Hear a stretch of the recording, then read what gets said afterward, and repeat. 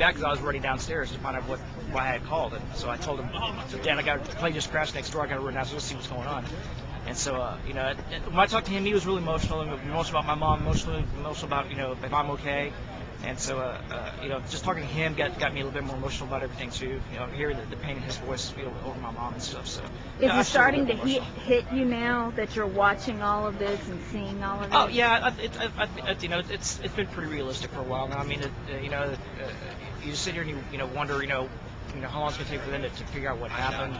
You know, there's a lot of speculation. Somebody said that they thought that I heard one witness say that he saw cars parked on the other side of Research right before the impact, and they'd been there for a few minutes. So, you know, you start wondering about things like that, you know, conspiracies or anything like that. And of course, when you start thinking about, you know, the agencies that are located in these facilities, you know, FBI, IRS, or there's a joint task, you know, Commission on Terrorism that was meeting also. So, you know, when things like that, you hear about, you know, things like that are in these, you know, groups like that are in these buildings, you know, the thought of some type of terrorist act, you know, creeps into your mind a little bit more, other than just an accident. But, you know, I don't want to jump into any conclusions at this point. What all is in that building, honestly? You know, it's. Have you heard any reports of that? Have you heard? I've not heard any reports of that, and that would be a law enforcement issue, and they'd have to speak to it. Harry, just for our viewers, just tuning in, can you reiterate what you said at the start about the state of affairs at the moment? State of affairs at the moment. We are currently in an offensive firefight inside the building at 9430 Research Boulevard.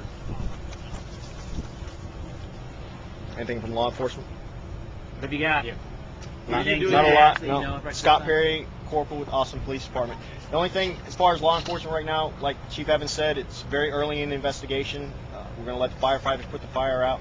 We have numerous streets in the area closed, so it's definitely going to affect traffic. Jollyville, the frontage roads of 183 and Research Boulevard are closed.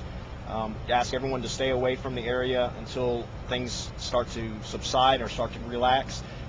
There is no electricity again in the immediate area, so there are going to be a lot of red lights that are out right now. Pay attention, stop at those intersections so there aren't any accidents. Is the power outage affecting residents? Yes. It is affecting residents. Right. How long do we think the streets and all that are going to be shut down? Until we determine that the scene is more under control, and then we can start reducing our perimeter size. That's when we'll start opening those streets again. Okay. What have you heard about the reports that I was just talking about?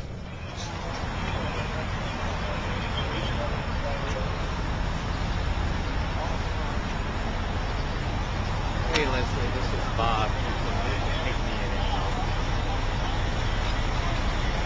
Well, what he's doing is he's walking.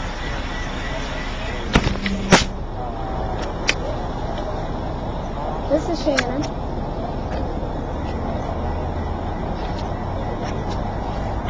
Okay.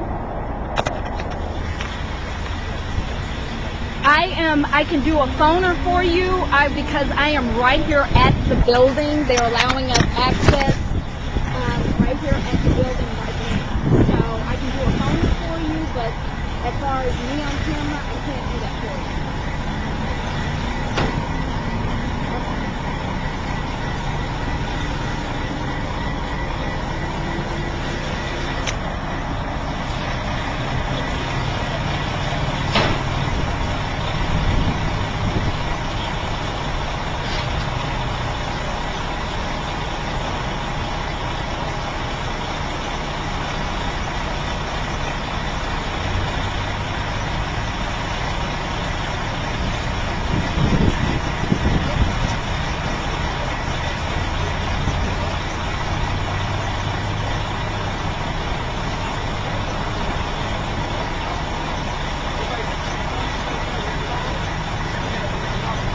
Okay.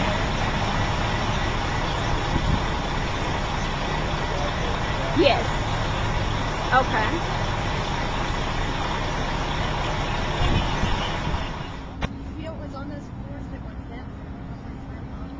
APD will actually talk to you a little bit more about the leasees and who is actually in the building. Ours deals with the stuff that's on fire. They deal with all of the other technical pieces of this. Yes, sir. I think that would be a good segue to Chief Acevedo. DAWN CLOPTON, and I'm a division chief. Okay, good morning. Thanks for being here. Just wanted to take a moment to identify everybody up here. This is City Manager Mark Ott, City of Austin Fire Chief and the rest of Chief of Staff from the Police Department, David Carter, and the rest of our chiefs are out here.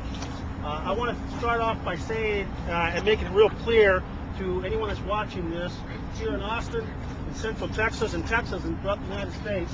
I know the number one fear that's coming to everybody's mind is there is an act of terrorism, and is the country, the city, the region in danger. And I can tell you categorically that there is no cause for concern from a law enforcement or a terrorism perspective. This incident is contained, it's under control. We have an outstanding investigative team comprised of the Austin Police Department, Joint Terrorism Task Force here that we are members of with the FBI, obviously the NCSB, Austin Fire, and all of the responders here. So one point that we put out is that this is an isolated